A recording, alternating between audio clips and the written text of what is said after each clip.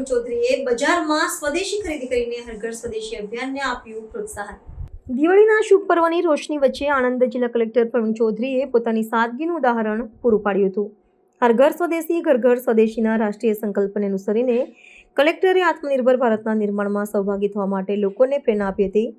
આ અભિયાનને પ્રોત્સાહન આપવા માટે તેમણે બજારમાં જઈને સ્વદેશી વસ્તુઓની ખરીદી કરી હતી। કલેક્ટરની આ પહેલથી સ્થાનિક કારીગરો અને નાના વેપારીઓમાં ઉત્સાહ જોવા મળ્યો હતો। આ પ્રસંગે કલેક્ટરે જણાવ્યું હતું કે દરેક નાગરિકે તહેવારો દરમિયાન સ્વદેશી ઉત્પાદનોને અપનાવી દેશના અર્થતંત્રને મજબૂત બનાવવામાં પોતાનો ફાળો આપવો જોઈએ। તેમણે ભારપૂર્વક કહ્યું હતું કે આત્મનિર્ભરતા માત્ર એક સરકારી નીતિ નથી, પરંતુ તે દરેક નાગરિકની સામૂહિક જવાબદારી છે। તેમની આ સક્રિય સહભાગિતાએ સામાન્ય જનતાને પણ દિવાળીની ખરીદીમાં વિદેશી વસ્તુઓનો બહિષ્કાર કરીને સ્વદેશી વસ્તુઓને પ્રાથમિકતા આપવા માટે પ્રેરિત કર્યા છે।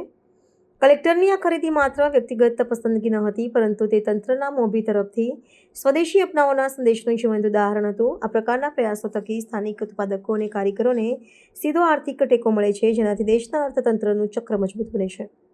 કલેક્ટરના આ પગલાંએ જિલ્લામાં સ્વદેશી ખરીદીના અભિયાનને એક નવું બળ પૂરું પાડ્યું છે અને સરકારી અધિકારીઓ દ્વારા પણ જનતાને પ્રેરણા આપવાનું ઉત્તમ ઉદાહરણ પૂરું પાડ્યું છે।